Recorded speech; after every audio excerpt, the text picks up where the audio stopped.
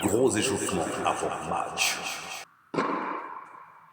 Bon, c'est pas un vrai match, c'est deux super tie-break gagnés.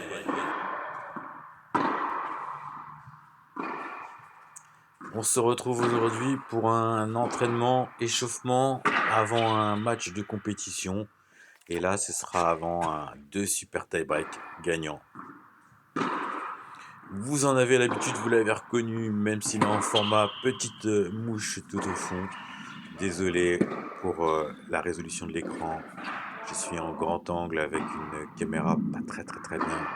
Et donc 15-5 Guillaume au fond, ex 15-4. Et au premier plan, c'est moi, 32 JP pour les intimes, Phil si vous voulez, Philippe si ça vous plaît. Bref, un petit 32 en quête de grosses perfs et donc qui s'entraîne régulièrement avec Guillaume et qui se fait régulièrement massacrer.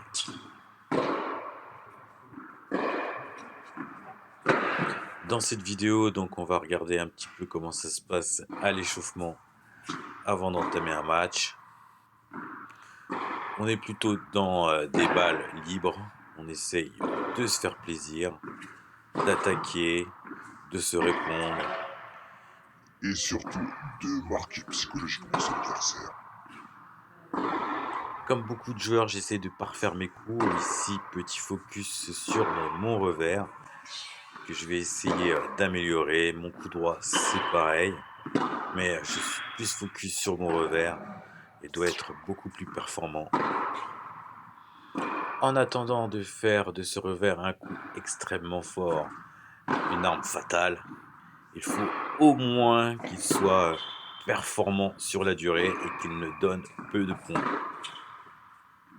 Je donne déjà beaucoup de points côté coup droit en essayant d'attaquer et en n'étant pas assez performant. Du côté revers, je dois être plus régulier pour compenser un petit peu le côté gauche. Du côté coup droit, par contre, je dois réussir à faire de belles défenses pour essayer justement de compenser le fait que j'attaque beaucoup et essayer de bien renvoyer avec ces petits chocs de coup droit que je travaille beaucoup à l'entraînement pour pouvoir faire des balles longues et chiantes à jouer. J'essaye aussi d'avoir un coup droit avec un peu plus de, comment dirais-je, de lift, un peu plus de sécurité parce que justement, je pense qu'on peut taper fort, taper des zones sans pour autant être autant dans l'exagération. Je suis aussi à la recherche du shot parfait, évidemment, mais surtout trouver le bon moment pour taper ma balle ou choper la balle. Comme on l'a vu précédemment, il m'arrive toujours de temps en temps de frapper la balle à deux mains sur le coup droit quand elle est trop près de mon corps. Je trouve que ça fonctionne. J'ai pas réussi à trouver un meilleur coup quand la balle est trop près de mon corps. Après quelques courses et quelques échanges, je me suis rendu compte que si le cardio me faisait défaut et que ça me faisait clairement déjouer mon jeu et j'augmentais mon taux de faute après un effort conséquent. Mais là, je crois que j'enfonce des portes ouvertes, hein, on est tous comme ça. Ma montée à la volée n'était pas si pourrie que ça, je me prends un très beau lob. Je pense que Guillaume doit persévérer de ce côté-là, puisqu'il me disait qu'il aurait préféré faire plus souvent des bassignes, soit sur le corps, ou soit des bassignes autrement. Moi, je trouve que c'est une bonne tactique quand on sait très bien la faire, c'est un très beau coup, le lob. Et vous allez voir qu'il va en réussir quelques-uns durant le super tie-break. Mais je parle un peu trop, je vais vous laisser regarder un petit peu sans commentaire quelques balles.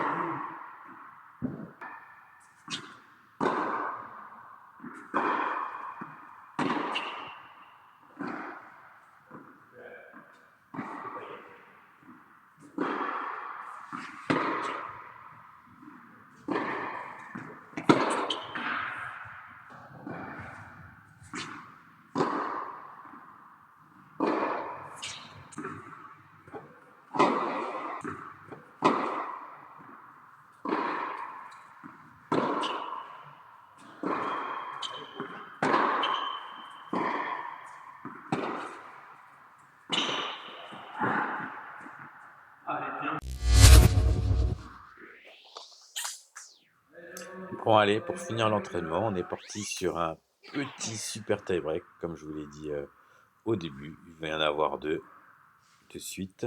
Guillaume commence à servir.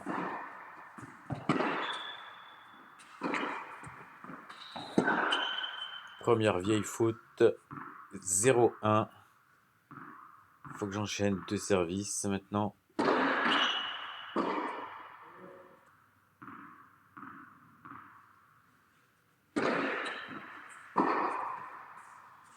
Un partout.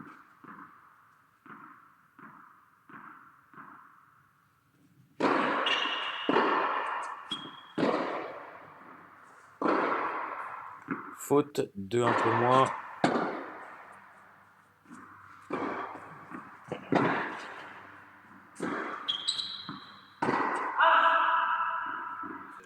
2 partout.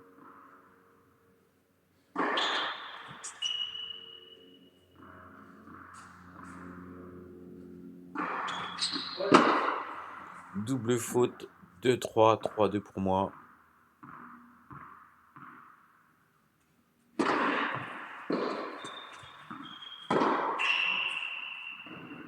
« 4-2, on tourne. «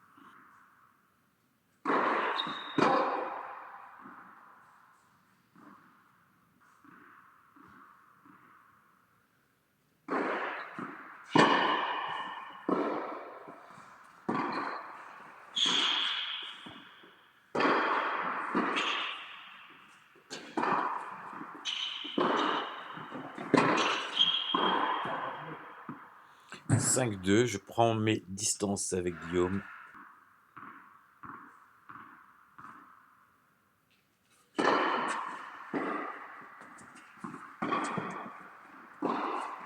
« 5-3. »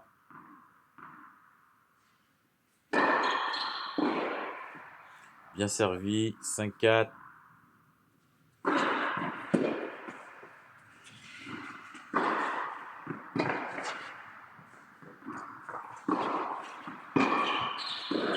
Et c'est volé facile qu'on ne termine pas. 5-5, ça coûte cher.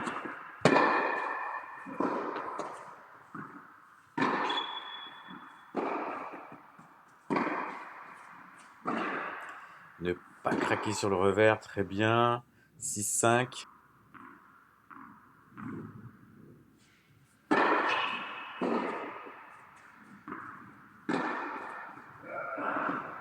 Une balle courte, 6-6, bien exploité, bien joué Guillaume.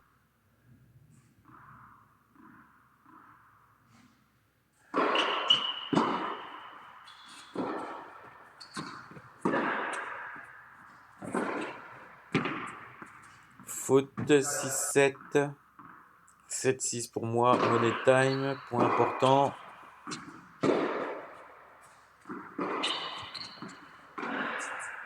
Non mais en gros, le gars chie dans son froc. 7-7.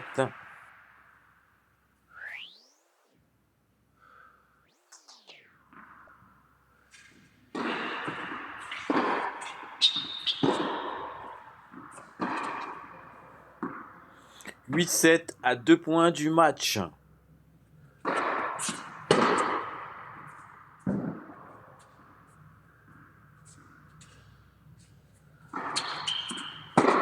Et c'est ce moment-là que j'ai choisi pour chier encore un retour de loin. 8-8 et je fais faute sur un retour de quelques centimètres. Balle de match pour Guillaume. Et double, je chie le fin de match.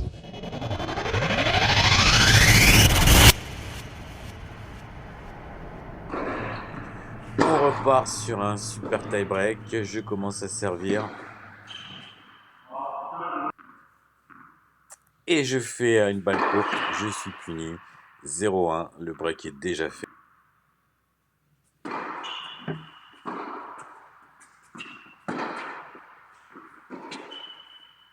Encore une balle courte sans raison. Punition. 2-0. Suivi d'un bon service. 3-0. Le break est confirmé. Un bon service et je reviens à 3-1.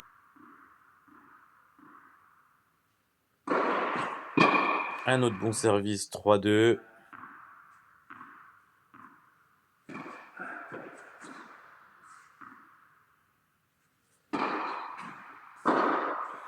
Un retour trop osé, faute.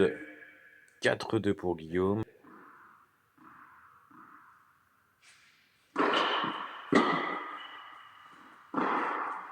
Je me fais balader, mais je vais y aller. Et ben j'ai bien fait, hein, il fait une faute.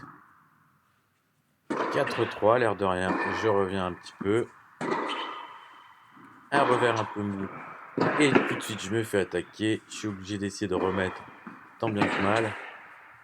2 fois avec le revers et j'avance. Et bien sûr, je me fais trouver sur un très très beau lob. 5-3. L'écart se confirme. Mais encore une fois, je me retrouve à la volée et je rate une volée pourtant pas si difficile. 6-3 pour Guillaume. Malheureusement, il n'y aura pas la fin du set. Je vais vous la raconter de ce super tie-break. Je reviens, j'essaye de coller au score.